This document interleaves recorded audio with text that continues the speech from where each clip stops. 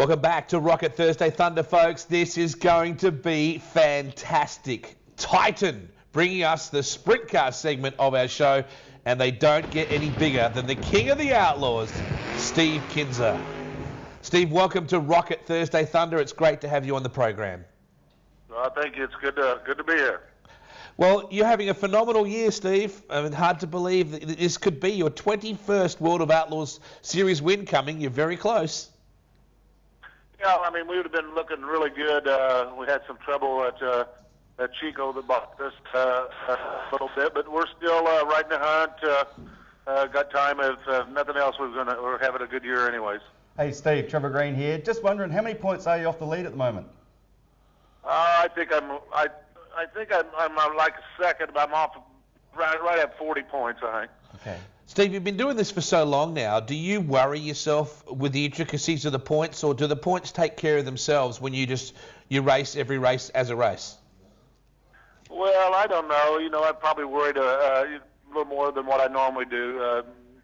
You know, and knowing how tough it is to do things. But the good part about it is we've come a long way this year, and I really think that we've built we've brought our program compared to what it's been the last couple years back up to where it needs to be, and I think we can even make it better next year over the winter. So looking forward to the rest of this year and next year.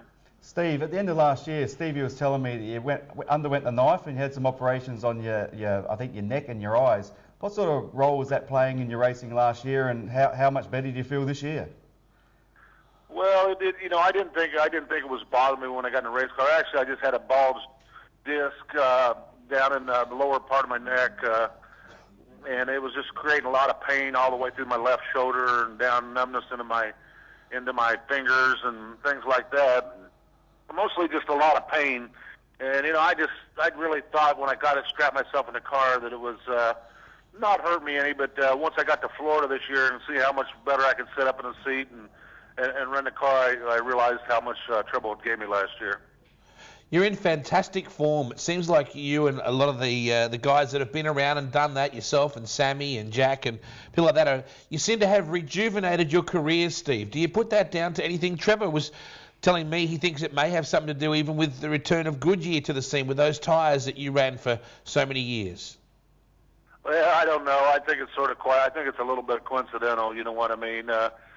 Sammy's landed him a pretty good ride, a better ride than what he's had in a few years, I think, and racing a little bit more. The R19 car's been pretty strong most of the year. Maybe the tires could equal things out a little bit. I don't know. It's hard to say. I wouldn't really think so, but you never know. Right. Hey, Steve, everyone knows about Craig and his development and his racing career, but not many people know too much about your other son, Kurt. We've seen some amazing footage courtesy of Daniel Beard and my brother Steve obviously keep a keen interest in everything that you do, and we've seen some amazing footage of Kurt and his wrestling / cage fighting career, and how's he going with that? Well, I don't know. I try to stay off a lot of it. He's starting his last year of college, and he did. I think he's done probably I don't know, up to somewhere around 10 professional fights now. They've allowed him to do some of that. I'm not crazy about it. I do like the wrestling part of it, some of the cage fighting, but you know, those guys, I mean, they'll sit there and talk things over and got all the respect for each other, and then try to get out and try to hurt each other. It doesn't make a whole lot of sense, but that's the way it goes. When you think about it, Steve, you've been a cage fighter for 30 years. Different fighting cage, in a roll cage, I mean. Yeah, I guess I have. I've probably had quite a few blows in the head, but nothing like those guys do themselves. Steve, is there a win in your career that stands out as one of your most memorable? I know you've had over 500 of them, but is there a win that you go, heck yeah, that's something that I'll never forget? I don't know if there's just one that stands out or not. I really can't. I guess there's not, or I would say it. You know, I've been so lucky to have good race teams. You know, not to be with a whole lot of race teams over my 35-year career. You know, I've been fortunate enough to run for most of my career with King Kinser and myself. with just 2 race teams. Now running with Tony Stewart a little this year. So I've always been fortunate enough to have good equipment and just not to have to put up with a lot of different race teams and everybody stuck together. Just a period of how many. I mean, it's just been great to win. You know, a lot of Kings Rolls, a lot of Knoxville Nationals, or whatever it might be. I've been real fortunate. The sprint car racing has treated me pretty well, and I still enjoy doing it. Steve, do you think this year, after the last couple of seasons you had, if you could win the championship this year, would this probably go down as your greatest if you can pull this off? You know, I think it would have to be. I don't know if it would be the greatest. I've had a lot of close championships and stuff, but you know, for me to be at the age I am right now, and for the a couple of tough years I've sort of went through there the last few years. At least I do know now if we get the equipment. You know, I've had such great equipment over the years. There's a lot of race teams that's really, I think, caught up with us and actually got ahead of us a little bit, some aspect motor-wise and a few other situations and chassis-wise and stuff like that. I think we're right back in the ballpark now. So it would be a big win for us, yes. Steve, I'd like to talk to you about an irony. We have on our screens right now some video of you racing in the IROC series at Daytona many moons ago, when your now boss, Tony Stewart, put you on your head in a big way. What do you remember about that? Well, actually, he didn't really do it. It was the guy behind me, but we was involved in the same accident. So, you know, Tony's always, you know, been a good friend and had great concerns of what's happened to me and everything else. That's just part of it. Just getting back to Tony and now you're racing for him, what role is Randy still playing in your race team, Steve? Randy still works in the motor shop every day, just trying to keep motors freshened up and keeps things organized for my car and Craig's car. We're still doing most of the motor program, all out of our engine shop right now. Steve, when you think back to all the races and the tracks that you've been at, can I ask, do you prefer a big track like Knoxville or Eldora, or do you prefer a back-em-in kind of little place like Eagle? Is there a specific style of track you prefer best? Well, I enjoy running them all. I wouldn't want to run just strictly half miles. I wouldn't want to run strictly 3/8 mile tracks or shorter tracks. You know, if I had to probably lean towards something, I don't know. I mean, I like a good sized 3/8 track. I don't really like the real short, maybe this quarters or something like that. They get a little bit tight, and you know, I like to be able to get the speed moving a little bit. So you know, I still like the half miles probably a little bit better. But it's exciting racing. Like I said, a good sized 3/8 is pretty nice too. Steve, obviously Parramatta, you spent a lot of time there. That's a great little 3/8 racetrack. Any other plans on possibly coming to Australia? We're hearing a few rumours here and there that you might be maybe hooking up with the Barry Waldron or someone like that and possibly having a crack at the Classic. Yeah, we have talked about it the last winter or so. Right now, I've you know, I've got this winter I got Kurt in his last season of college. I want to watch him all through the Big Ten season and take in most of his wrestling like I did as of last year. You know, and it makes it tough for me because all their NCAA stuff starts about the time I get racing, so it's hard for me to go to the NCAA finals and maybe the Big Ten championships and stuff. So, but I can take in all the conference stuff and all the winter, you know, over the tournaments over the first of the year and things like that. So I want to do all that.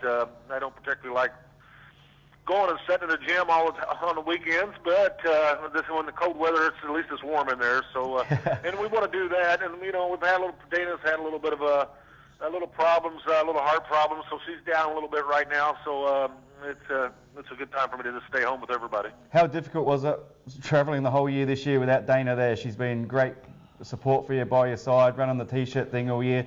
How difficult has it been not having Dana there? And I suppose Stevie's had to pick up a bit of the slack.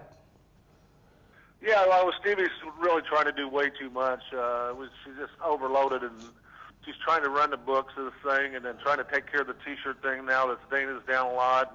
and still she's acquired this love to work on the race cars here in the last 5 or 6 years, and I think that's really what she likes to do. So it's she gets herself in a way overloaded, and it really works on her hard, and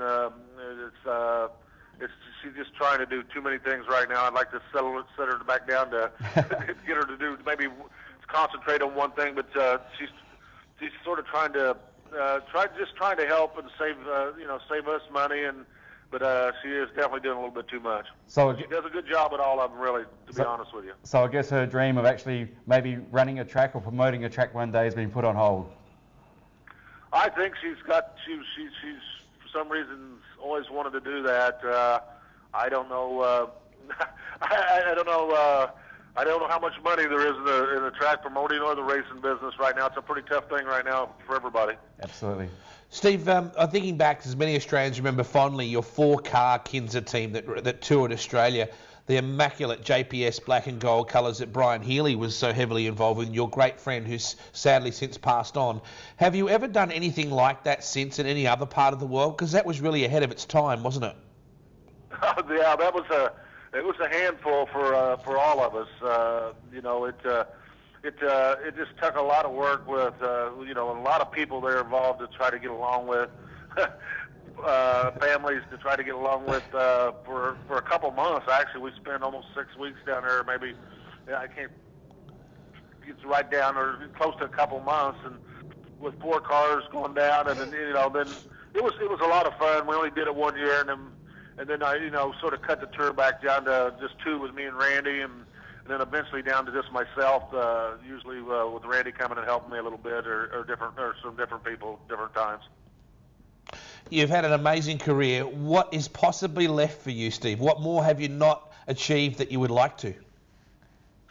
Oh, I think I've achieved everything I'd like to. Of course, you always want to win another championship, or you always want another Kings Royal. You always want to win another Knoxville Nationals. You know what I mean? Those are things you always want to do. But I think basically I just want to go out at this point and try to have some fun racing, enjoy it, and not take it quite as serious as I have over the years. But it's hard for me not to do that.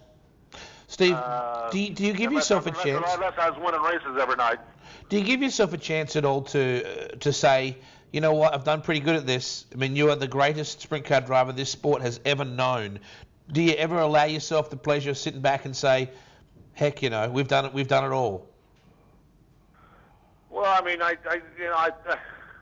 would have to say, I had to say that I don't know about the greatest sprint car racer. There's been so many good sprint car races. I think with the period I've been in, I've probably won more races and been at it a lot longer than most people did through their errors and stuff. So, been fortunate enough to have a lot of good, like I said, a lot of good equipment underneath me, and that's helped me a lot with my success. Okay, Steve, it's been an absolute pleasure talking to you. Thank you so much for your time. I know you're really busy, and I'm sure Brian's looking down, hoping you win your 21st championship, and please do, because we won't be able to put up with Beardy any longer. Yeah, well, that makes it tough for me to probably come back to Australia, knowing that Brian, he was there with me every time I made the trips. But I do want to say hello to all my fans over there. I've got a lot of good friends in Australia, and I've made a lot of trips there and enjoyed every one of them. Thank you very much, Steve. We really appreciate your time, and good luck for the rest of the championship. 1861, cancel 5440, 1841 handle. The full range transport on 9, excellent right, door 463. 58 leader, TSO. Additional killing. Ready. Where to go from there?